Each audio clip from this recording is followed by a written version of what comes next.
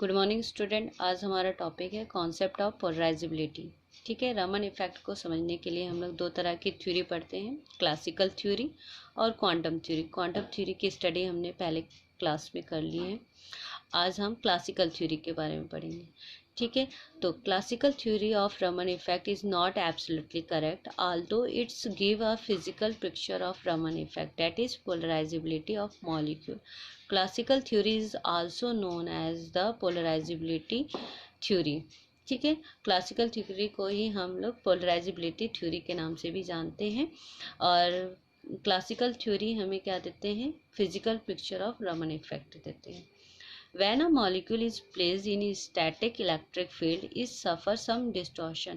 जब हम किसी मॉलिक्यूल को स्टैटिक इलेक्ट्रिक फील्ड यानी फिक्स इलेक्ट्रिक फील्ड जिसमें पोल क्या हो चेंज नहीं होते उसमें रख देते हैं तो उसमें कुछ सम डिस्टॉर्शन आ जाता है. इलेक्ट्रिक फील्ड के इफेक्ट से जो मॉलिक्यूल्स के इलेक्ट्रॉन होते हैं वो सेंटर में ना होके किसी एक मॉलिक्यूल की ओर शिफ्ट हो जाते हैं. तो जिस मॉलिक्यूल की ओर इलेक्ट्रॉन शिफ्ट हो जाते हैं उस पर क्या होते हैं, चार्ज डेवलप्ड हो जाते हैं. तो उस पर पार्सली निगेटिव चार्ज और दूसरे मॉलिक्यूल पे पार्सली पॉजिटिव चार्ज आ जाते हैं. तो इस तरह किसी नॉन पोलर मॉलिक्यूल पे जब पोल डेवलप्ड या चार्ज डेवलप्ड हो जाते हैं, इसी प्रोसेस को हम क्या कहते हैं, पोलराइजेशन कहते हैं. और हमें पता है कि इलेक्ट्रिक फील्ड का positive pole negatively charge partially charge molecule को अट्रैक्ट करेगा और negative pole partially positive molecule को अट्रैक्ट करते हैं. ठीक है, लेकिन हमें पता है कि जो हमारे इलेक्ट्रोमैग्नेटिक रेडिएशन होते हैं तो उसमें क्या होते हैं, इलेक्ट्रिक फील्ड भी होता है और मैग्नेटिक फील्ड भी होता है. तो जो इलेक्ट्रिक फील्ड होता है वो ऑक्सीलेटिक इलेक्ट्रिक फील्ड होता है, यानी स्टैटिक इलेक्ट्रिक फील्ड ना हो के ऑक्सीलेटिक इलेक्ट्रिक फील्ड होता है, यानी उसमें इलेक्ट्रिक फील्ड चेंज होता है. यानी यहाँ कभी पॉजिटिव होगा तो कभी पॉजिटिव पोल होगा तो कभी निगेटिव पोल होगा, यानी वो चेंज होते रहते हैं, स्टैटिक ना होके चेंज होते हैं.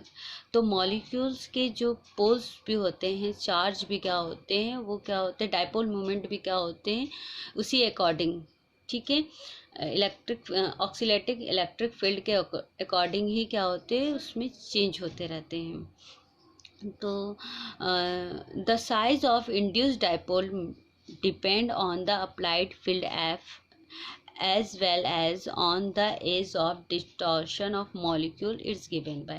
जो हमारे इंड्यूस डाइपोल, इंड्यूस यानी क्योंकि हमारे पास जो मॉलिक्यूल था वो क्या था, नॉन पोलर था, उस पर पहले कोई भी पोल चार्ज डेवलप नहीं थे, वो permanent dipole moment dipole molecule नहीं था. वो कैसा था, उस पर डाइपोल बाद में इंड्यूस किया गया है, इसलिए इसे इंड्यूस डाइपोल मॉलिक्यूल कहेंगे. और उस किस पे डिपेंड करता है, म्यू क्या है यहाँ पे, डाइपोल मोमेंट है, डायरेक्टली प्रोपोर्शनल टू एफ. ठीक है, वो किसके डायरेक्टली प्रोपोर्शनल होगा, एफ के. एफ क्या है यहाँ पे, electric field, strength of electric field. ठीक है, mu equal to alpha F, alpha into F, where alpha is the polarisability.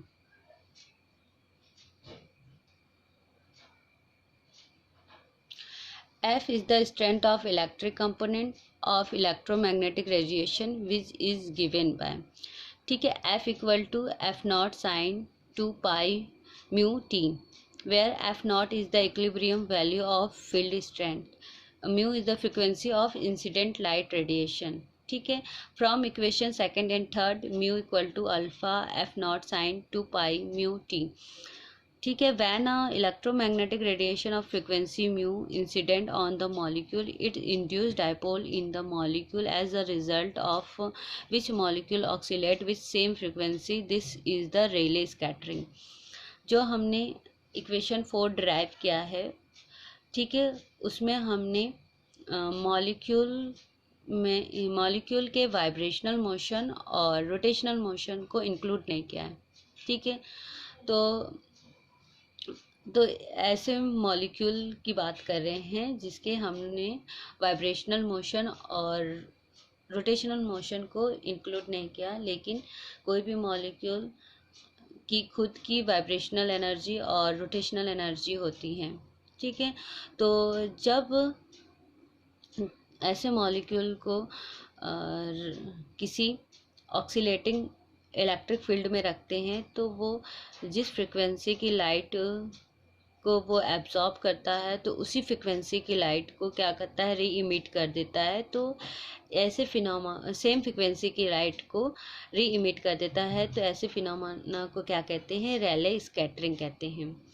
अब if vibrational and rotational motion are considered, polarizability will vary slightly, and therefore it has to be considered during vibrational change in the polarizability with some displacement from equilibrium position given by। अब यदि हम molecule के vibrational और rotational motion को consider करते हैं, ठीक है, अगर उसके वाइब्रेशनल मोशन में, अगर हम उसके वाइब्रेशनल मोशन में चेंज आ जाता है तो पोलराइजेबिलिटी में भी क्या होती है, थोड़ी सी चेंज आती है। तो जो इस इक्वेशन द्वारा alpha equal to alpha not plus beta x upon a. Alpha not क्या है, इक्विलिब्रियम पोलराइजेबिलिटी, बीटा क्या है, rate of change of polarizability with displacement x, a क्या है, amplitude. If the vibrational motion of molecule is treated as simple harmonic motion, then displacement x can be expressed as x equal to a sin 2 pi mu vibrational t। Mu vibrational क्या है, vibrational frequency है। Combining equation 5 and 6 we get alpha equal to alpha naught plus beta sine 2 pi mu vibrational t. Substituting the value of alpha and F in equation second. ठीक है,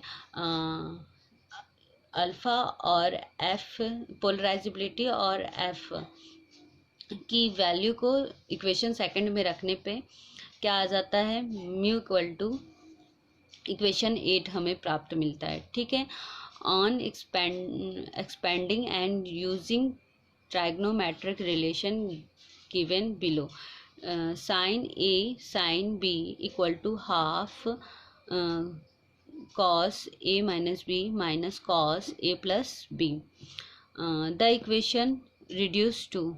ठीक है, तो equation को solve करने पर हमें इक्वेशन मिल जाता है म्यू इक्वल टू, ठीक है,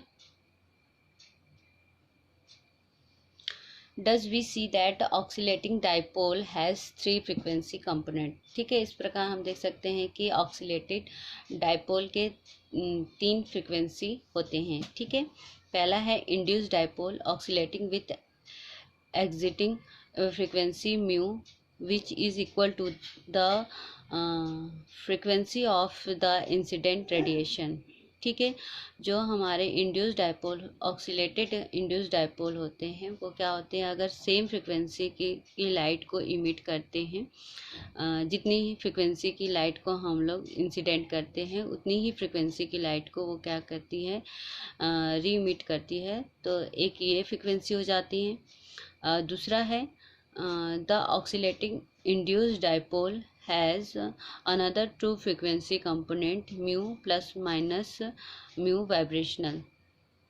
ठीक है, the line corresponding to the frequency mu are relay line, यानी रेले लाइन तब मिलती है जब इंसिडेंट लाइट की फ्रिक्वेंसी और री इमिट, ठीक है, फ्रिक्वेंसी क्या हो जाती है, सेम हो जाती है, तो उसे क्या कहते हैं, रेले लाइन कहते हैं। The line corresponding mu minus mu vibrational, यानी जब री इमिट होने वाली लाइट की फ्रिक्वेंसी इंसिडेंट लाइट की फ्रिक्वेंसी से कम होती है तो स्टॉक लाइन मिलता है, और जब म्यू प्लस म्यू वाइब्रेशनल, जब इंसिडेंट लाइट की फ्रिक्वेंसी से ज़्यादा फ्रिक्वेंसी की लाइट री इमिट होती है तो तब हमें क्या मिलता है, एंटी स्टॉक लाइन मिलती है।